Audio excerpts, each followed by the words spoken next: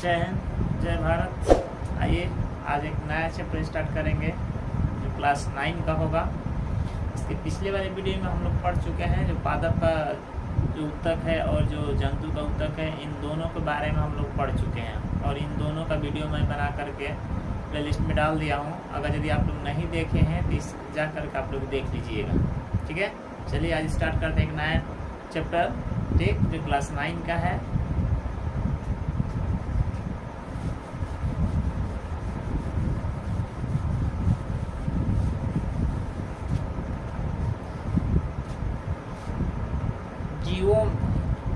जीवों में क्या है? विविधता, ठीक है ना। यानी जीवित जो जीव है उनमें क्या है? अंतर।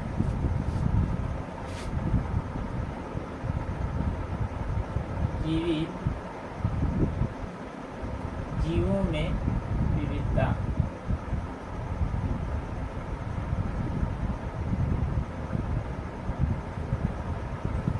ये हम लोग का चैप्टर का नाम है और इसी के बारे में आज हम लोग विस्तार से जानेंगे, ठीक है ना। इसके बारे में हम लोग विस्तार से जानेंगे। जीवित का अर्थ आप लोग समझते हैं, ठीक है ना। सबसे पहले इनके बारे में हम लोग जान लेते हैं, उसके बाद आगे स्टार्ट करते हैं। जीवित का मतलब क्या होता है? वो सजीव जिनमें क्या है? जीव हो। उस जीव में यानी वह जंतु जिसमें क्या हो? जीव हो। कोई भी हो सकता है जिसमें जीव हो, ठीक है ना, जिसको सजीव भी कर सकते हैं। जीवों में जिसमें जीवित मतलब क्या है? जीवित में जिसमें जीव होता है और जीव में विविधता यानी अंतर।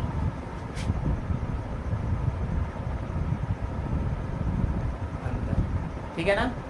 विविधता का मतलब क्या? अंतर। और जीवित जीवों में जो जीव जिसको सजीव कहते हैं, तो इन दोनों में आखिर ऐसा फर्क क्या है? इन दोनों की कैटेगरी क्या है? इनके बारे में ही आज हम लोग जानेंगे। इसीलिए लिखा गया है जीवित जीवों में विविधता, जीवित जीवों में क्या अंतर, ठीक है ना। तो इसी के बारे में आज हम लोग को स्पष्ट जानना है और इसी के बाद इस वीडियो में हम लोग बहुत बढ़िया से अच्छे तरीके से इस वीडियो में इनके बारे में जानेंगे। तो सबसे जो पहला हम लोग का मतलब कि टॉपिक आएगा वो क्या आएगा? जीवों में विविधता, ठीक है ना। सबसे पहले जीवों में विविधता।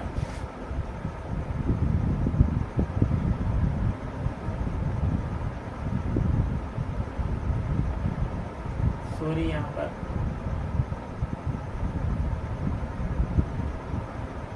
जीवों में विविधता, इसके बारे में जानते हैं। हमारे आसपास हम जब भी घर से बाहर निकलते हैं तो देखिएगा हमारे आसपास अनेकों जीव को हम क्या करते देखते हैं। अनेक प्रकार के जीवों को हम क्या करते हैं? देखते हैं। कोई बड़ा होगा, कोई छोटा होगा, कोई लंबा होगा, कोई मोटा होगा, कोई पतला होगा, जैसा भी मतलब अनेकों प्रकार के जीवों को हम क्या करते हैं? देखते हैं, ठीक है ना। तो आप थोड़ा सा सोचिए, क्या उन जीवों को हम क्या कह सकते हैं या उन जीवों में हम कैसा अंतर देखते हैं? हम कहेंगे कि सब एक ही जीव है, क्या आप लोग मानेंगे? कभी नहीं। क्या ये कहना उचित होगा कि सब एक ही जीव है, एक ही समान के हैं? नहीं। तो इन्हीं में जो हम अंतर देखते हैं उन्हीं को क्या कहा जाता है? जीवों में विविधता, ठीक है। जीवों में विविधता यानी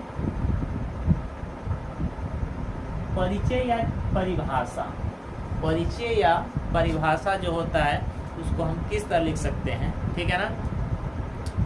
प्रत्येक जीवों में यानी जीवों में समानता तथा असमानता के आधार पर उसको क्या कहना? बांटना ही क्या कहलाता है? वर्गीकरण कहलाता है। यानी परिचय में इसको हम लिख सकते हैं, क्या लिख सकते हैं? जीवों के आधार पर यानी जो जीव होते हैं उनके समान के आधार पर और असमानता के आधार पर उनको हम वर्गीकृत यानी बांट सकते हैं। उसे हम क्या कहते हैं? वर्गीकरण कहा जाता है, ठीक है ना। उसे हम क्या कहते हैं? वर्गीकरण कहा जाता है। उनके समान पर भी यानी जो एक समान को होंगे उसको बांट सकते हैं या जो असमान को होंगे उसको भी बांट सकते हैं। दोनों कैटेगरी में हम बांट सकते हैं, उसे हम क्या कहते हैं? वर्गीकरण कहा जाता है, ठीक है ना।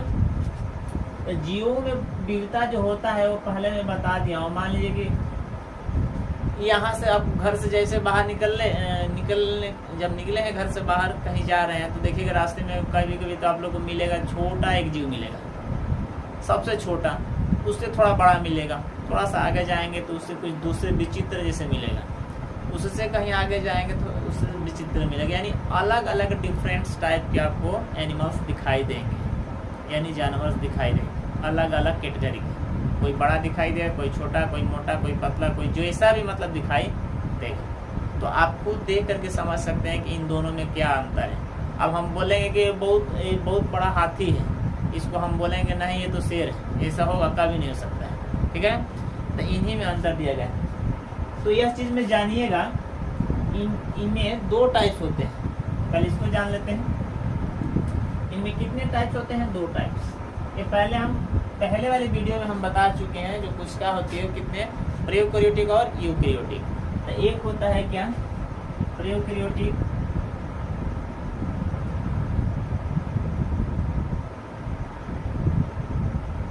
प्रोकैरियोटिक और दूसरा होता है यूकैरियोटिक।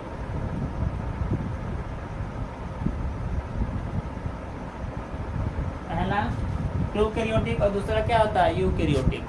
इन 2 के आधार पर ही हम क्या कि इसको वर्गीकरण यानी बांटे हैं, ठीक है। इन 2 के आधार पर हम क्या कर सकते हैं, बांट सकते हैं।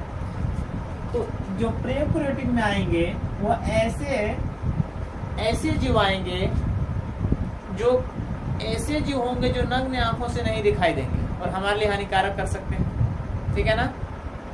जीवाणु जिसमें आएंगे, जिसमें एक कोशिका ही बने होंगे, इनकी संरचना एक ही जैसे हो, समान। एक भाषा में यदि कहा जाए तो जिनकी संरचना एक समान दिखाई देती हो उसे प्रोकैरियोटिक में हम रखते हैं, यानी उसको अविकसित कहा जा सकता है। एक समान संरचना, एक समान संरचना हो उसको प्रोकैरियोटिक हम कहते हैं, ठीक है ना, याद रखिएगा। दूसरे में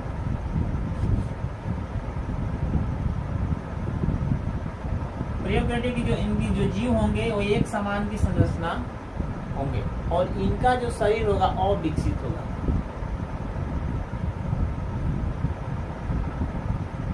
अविकसित शरीर। अब देखिए, इनका जो शरीर होगा अविकसित होगा। अविकसित का मतलब समझते हैं, नहीं समझते हैं, अभी समझेंगे। देखिए कैसे, आप लोग वैसे व्यक्ति तो जरूर देखे होंगे जिसका मान लीजिए कोई एक पैर मतलब कि थोड़ा सा टेढ़ा है, ऐसे करके चलता हो, ऐसे व्यक्ति देखे ही होंगे। वैसे व्यक्ति मतलब उसमें क्या, ये तो यूकैरियोटिक का है, लेकिन समझाने के लिए चीज को मैं आप लोग को बता रहा हूँ। तो वैसे जीव जिनका अविकसित, छिपकली देखे हैं, छिपकली के पीछे वाला जब भाग कट जाएगा तो देखिए उसमें से थोड़ा सा मतलब विभाजन होता है, ठीक है ना। अमीबा ले लीजिए सबसे पहले, या सबसे आसान ये होगा समझने के लिए अमीबा। अमीबा में देखिए जब ये अपने आप को क्या करेगा, जब ये अपने आप जो संरचना बनाता है ये डीएनए को क्या करता है, डबल कर लेता है। इसमें एक ही केंद्रक होता है लेकिन बीच में से 2 पार्ट्स हो जाते हैं। बाकी सब एग्जाम्पल छोड़ दीजिए, ठीक है ना। ये इसको समझिए, इसको समझेंगे आप बहुत आसानी से समझ लेंगे। जो अमीबा होता है ये कोशीय जीव होता है, ठीक है ना। पैरामेसियम एक कोशीय जीव होता है। तो यह अपने संरचना करने के लिए अपने डीएनए क्या करता है, डबल करता है। तो डबल करेगा तो ये यहाँ पे 2 भाग में बढ़ जाएंगे, तो ये भी अपने जैसे क्या करेगा, एक संरचना करेगा, और ये भी एक अपने जैसे क्या करेगा, संरचना करेगा। तो इसमें भी डीएनए होगा। तो एक डीएनए से 2 संरचना बनी, यानी अपने ही जैसे सेम अपने जैसे संरचना ही करेगा, ठीक है ना। तो अपने जैसे समान संरचना अमीबा करती है और अपने पहले वाली आकृति को क्या करते हैं, विलुप्त कर देती है। तो इसीलिए कहा गया कि इनका जो शरीर होता है अविकसित होता है, पूर्ण रूप से क्या होता है, विकसित नहीं होता है। कहीं देखिएगा तो कहीं कुछ ना कुछ तो इसमें कमी रह जाता है, ठीक है ना। तो इसीलिए इसको कहा गया है कि यह अविकसित इनका शरीर होता है, ठीक है ना। और इनकी समान संरचना होती है, एक ही जैसे ही होती है। इनमें क्या होता है, डीएनए एक ही पाया जाता है। केंद्रक एक होता है,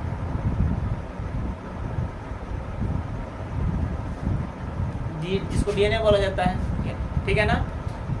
वही डीएनए क्या करते हैं, डबल कर लेते हैं और अपने संरचना की उत्पत्ति करते हैं। यूकैरियोटिक में देख लीजिए, यूकैरियोटिक मतलब पूरा विकसित। यूकैरियोटिक मतलब क्या, पूर्ण विकसित।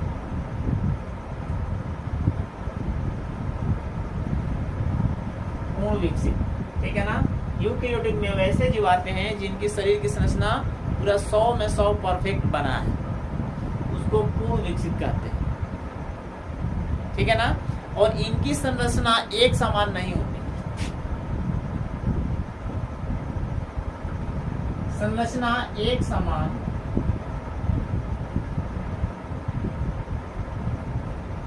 समान नहीं होती। इनकी जो यूकैरियोटिक संरचना जो होगी, वो यूकैरियोटिक जीवों में जो संरचना देखने को मिलेगी वो एक समान दिखाई नहीं देगी, कि तो ज्यादा बड़ा दिखाई देगा, नहीं तो ज्यादा छोटा, नहीं तो ज्यादा अलग अलग मतलब प्रकार के दिखाई देते हैं। तो इन आधारों पे हम कह सकते हैं कि जीवों में क्या है, विविधता है। दो प्रकार से, एक है यूकैरियोटिक और एक प्रोकैरियोटिक। तो इसके आधार पर हम लोग जीवों में विविधता स्पष्ट किए हैं, देखे हैं, ठीक है ना। अब आगे बढ़ते हैं, अगला जो पॉइंट होगा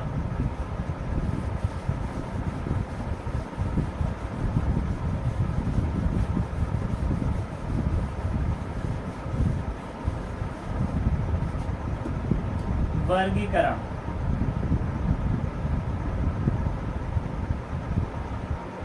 क्या होगा, वर्गीकरण। अच्छा, वर्गीकरण का मतलब क्या, आप लोग समझते हैं वर्गीकरण का मतलब क्या होता है?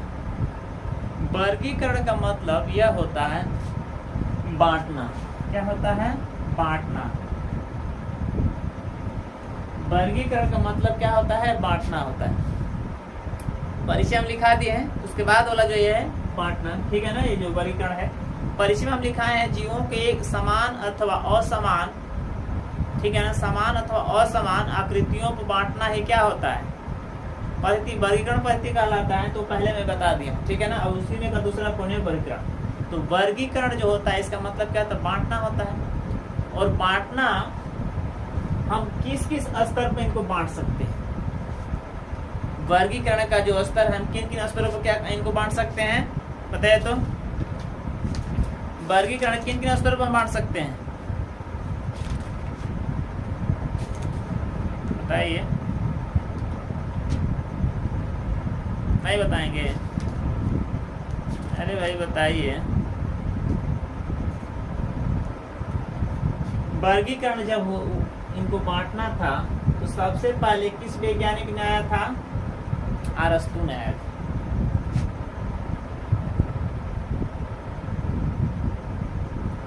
अरस्तु का नाम आप लोग एकदम सुने ही होंगे। अरस्तु किसका जनक माना जाता है? जीव विज्ञान का।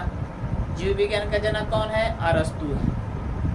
और जंतु विज्ञान का जनक कौन है? अरस्तु है, ठीक है ना।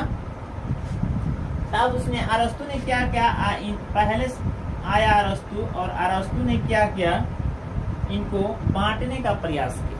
अरस्तु ने अपने सिद्धांत में अपने हिसाब से इनको वर्गीकरण किया, ठीक है ना। उसने कहा कि क्यों ना हम लोग ऐसे कर दें कि जो जीव जिस जगह पे रहता है उनके नामों से क्या प्रसिद्ध कर दिया जाए, ठीक है ना। जो जीव भूमि पे रहता है उसको भूमि के नाम से जाना जाए, जो जीव जल में रहता है उसको जलीय जीव के नाम से जाना जाए, जो जीव वायु में रहता है उसको वायु जीव के नाम से जाना जाए। इस तरह के करके हम इनको क्या कर सकते हैं? बांट सकते हैं, या बांट देते हैं, ठीक है ना। ये किसका कहना था? ये अरस्तु का कहना था। वायु, जल और भूमि, इन तीनों जगहों पे जो जीव पाया जाएगा उसको इन नामों से दे दिया जाए, इन नामों के कैटेगरी में रख दिया जाए, ताकि स्पष्ट हो जाए यह जल वायु वाले जीव हैं, यह जल वाले जीव हैं, और यह भूमि वाले जीव हैं। तो आप सोचिए, क्या इस भूमि पे सिर्फ एक ही समान के जीव रहते हैं? नहीं ना। क्या जल में एक ही समान के जीव रहते हैं? नहीं। वायु में क्या एक ही जीव रहता है? नहीं। तो इनका जो सिद्धांत था यह गलत ठहरा दिया गया, यानी इनके सिद्धांत को क्या कर दिया गया? गलत मान दिया गया, ठीक है ना। इसके बाद जब इनका सिद्धांत गलत हो गया, तो गलत होने के बाद कौन वैज्ञानिक आया? थियोफ्रेस्टेट ने, ठीक है ना।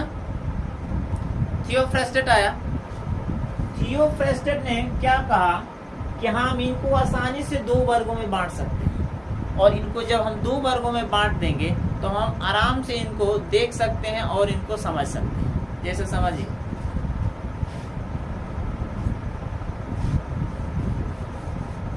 ये आपका 3 नंबर पॉइंट, नाम पद्धति।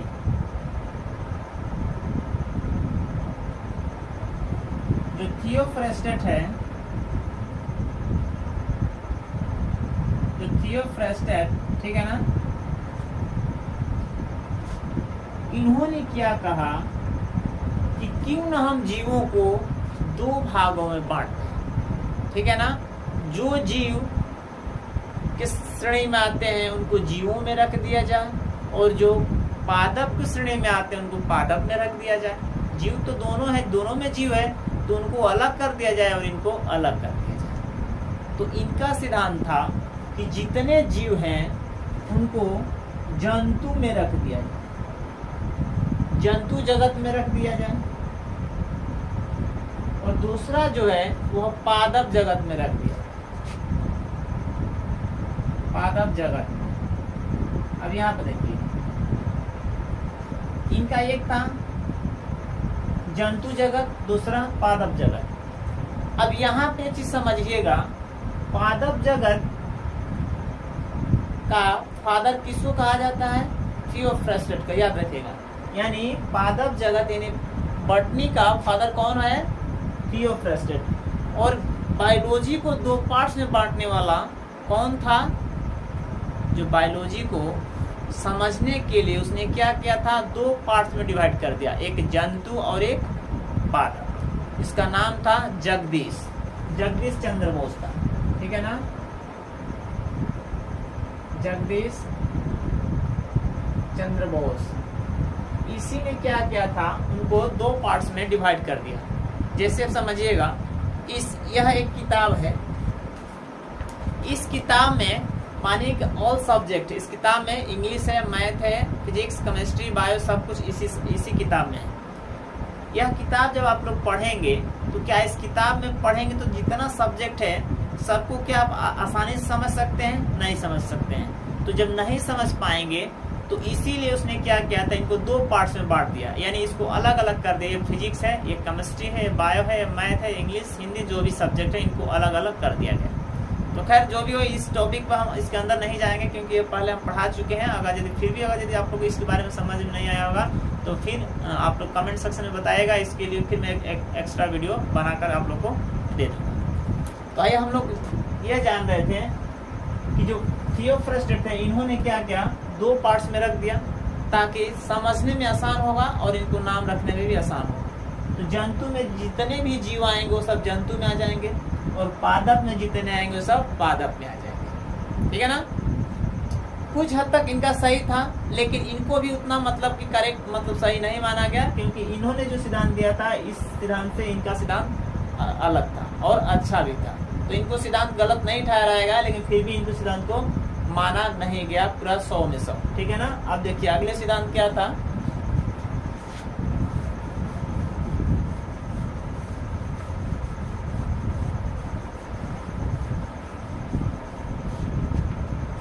जो इस नाम पद्धति को मतलब वर्गीकृत किया, नाम पद्धति को जिसने बांटा, उस वैज्ञानिक का नाम था कैरोलस लिनियस था, ठीक है ना, कैरोलस लिनियस। यही वैज्ञानिक ने इस नाम पद्धति को क्या किया? नाम से वर्गीकृत किया। उसने कहा कि क्यों ना हम इनको ऐसे नाम में रख दें ताकि इस जगह पर अगर यदि हम इनको जिस नाम से बुलाएंगे उसी नाम से हर जगह उनको बुलाया जाए। अगर सपोज मानिए कि एग्जांपल दे रहे हैं, यहाँ पर एक कौवा है, एक कौवा को हम यहाँ पर कौवा बुलाते हैं भारत में। अगर यदि यह विदेश में भी जाएगा तो वहां पर भी इसको कौवा ही बोलना चाहिए, ठीक है ना।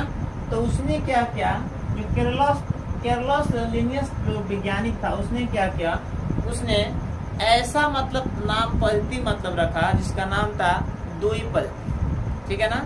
इसका नाम क्या था? दुई पद्धति। उसने क्या क्या नाम दिया? दुई पद्धति का नाम का अर्थ क्या होता है उसको मैं बताता हूँ। इन्होंने अपने सिद्धांत में दुई पद्धति का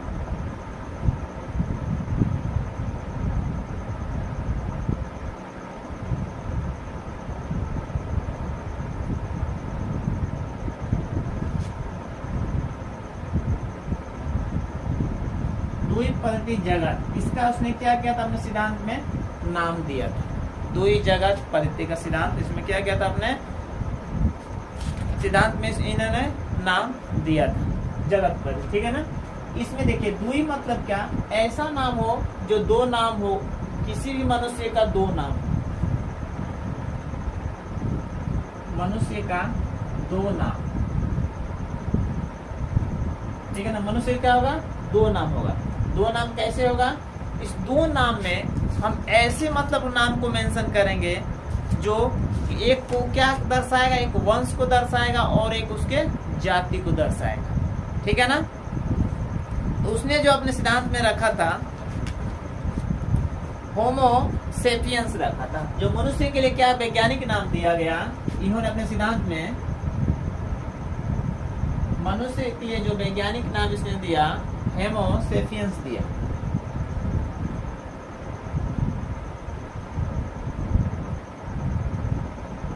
होमो सेपियंस दिया, ठीक है ना। हेमो क्या करेगा, हेमो उसके वंश को मतलब प्रदर्शित करेगा, ठीक है ना। ये किसको प्रदर्शित करेगा, वंश को, और ये किसको प्रदर्शित करेगा, जाति को। तो ये वंश को प्रदर्शित करेगा होमो, और जो सेपियंस है वह जाति को प्रदर्शित करेगा। तो यह जब सिद्धांत में अपने उसने दिया तो यह सिद्धांत उनका स्पष्ट हुआ। हाँ, इस तरह का हो सकता है। यह बहुत चालाक था, इतना बुर्बक को नहीं था, ठीक है ना। तो इसने क्या किया, अपने सिद्धांत में इनको दो पार्ट्स में रख दिया था, एक होमो और सेपियंस, यानी दो पार्ट्स होना चाहिए, तब जाकर के हम उस व्यक्ति का वंश और जाति के हिसाब से हम जान सकते हैं कि किस वर्ग का है और किस जाति का है, ठीक है ना। देखिएगा ना, कहीं कहीं कोई लड़का खाली नाम में क्या लिख देता है, अमर, अमर लिख देता है और उसका कुछ ही नहीं है, सिर्फ वंश को ही दर्शाता है, बाकी कौन सा जात का है कभी नहीं दर्शाता है। तो कभी कभी ऐसे बहुत चालाक चालाक लड़के मिलते हैं, आप लोग को मिलेंगे कि खाली का वंश में लिख देते हैं, बाकी जाति को नहीं दर्शाते हैं। ऐसे ऐसे बहुत चालाक है, ठीक है ना। तो इस तरह का नहीं करना चाहिए, क्योंकि ये चीज गलत है, ठीक है ना। तो देखिए होमो सेपियंस जो उसने क्या किया था, अपने सिद्धांत में दिया था, यानी एक को क्या करेगा, वंश को प्रदर्शित करेगा, और एक सेपियंस क्या जाति को प्रदर्शित करेगा। तो उसने जो अपने नियम में लाया, ठीक है ना, अपने नियम में कुछ बातों का परिवर्तन किया, ठीक है ना, ताकि यह बात हमारे इस सिद्धांत में होनी चाहिए, ताकि इससे हम पता लगा सकें, ठीक है ना। उनका जो नियम था, द्विनाम जो नियम, ठीक है ना, द्विपति जगत हो गया, ठीक है ना। अब आएगा यहाँ पे द्विनाम।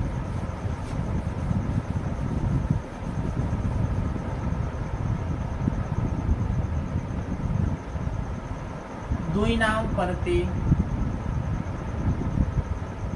ठीक है ना। द्विनाम पद्धति क्या है, द्वि मतलब दो नाम हो, जो यहाँ पर बता दिए हैं, पहले ही बता दिए हैं कि द्विनाम मतलब क्या, दो नाम हो, एक होमो सेपियंस जिसका एक वंश का प्रदर्शित करे और एक जाति का प्रदर्शित करता, ठीक है।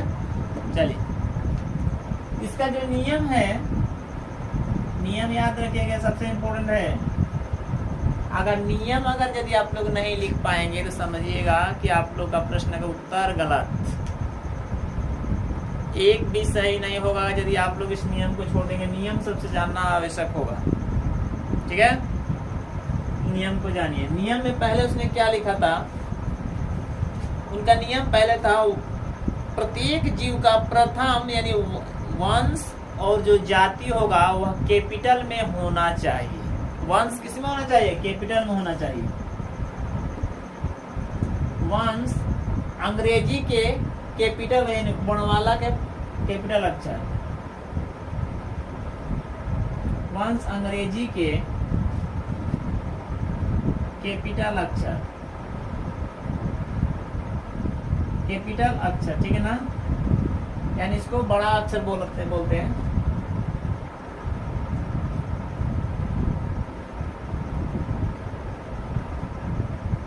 बड़ा अक्षर में होना चाहिए,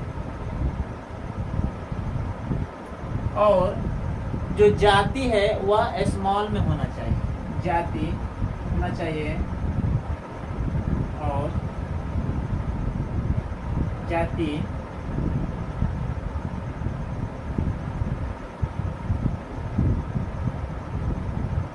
छोटा अक्षर में होना चाहिए। वंस यहाँ पर स्मॉल लिख देते हैं, समझिएगा।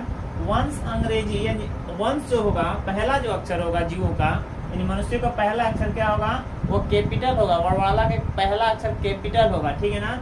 और जो जाति होगा वह स्मॉल का छोटा अक्षर होगा, जैसे समझिएगा यहाँ पे। होमो में यहाँ में क्या हो गया, होमो को हम क्या लिखेंगे, होमो लिखेंगे। तो यहाँ पर देखिए पहले हम कैपिटल लिख दिए यहाँ पे होमो, ठीक है ना। अब इसको हम जाति को लिखेंगे, तो पहले क्या जाति को यहाँ पर लिखेंगे, तो सबसे पहले कौन सा स्मॉल का आएगा कि नहीं आएगा, यहाँ पे देखो जे स्मॉल का आता है कि नहीं आता है। या टाइटल लिखते हैं तो टाइटल स्मॉल का आएगा कि नहीं आएगा। तो ठीक उसी प्रकार क्या होगा, पहला जो अक्षर जो वंश को प्रदर्शित करता है वह कैपिटल होना चाहिए और बाकी वह स्मॉल होना चाहिए, अन्यथा वो क्या हो जाएगा, गलत हो जाएगा, ठीक है ना। ये चीज को याद रखिएगा। बाकी दूसरे में उसने क्या किया था, यहाँ पे लिख देते हैं दूसरा पॉइंट।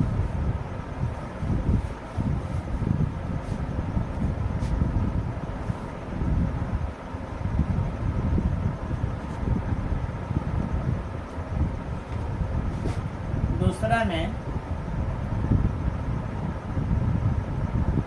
वह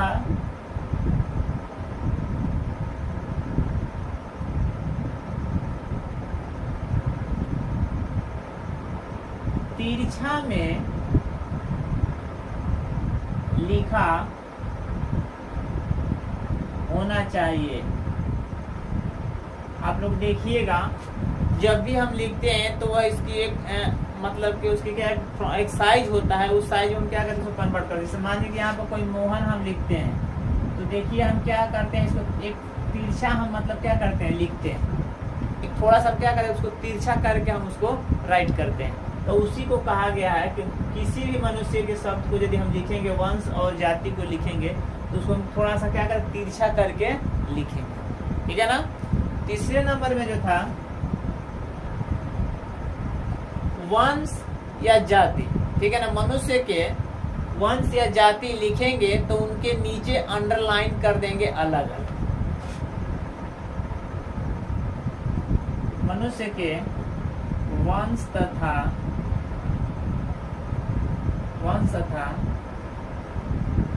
जाति को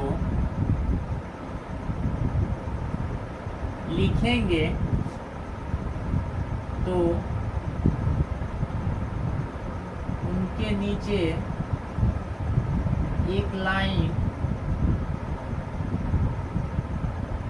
एक लाइन अलग अलग क्या कर देंगे, खींचेंगे। जैसे यहाँ पे हम लिख दिए हैं सोहन और यहाँ पर लिख देंगे वर्मा।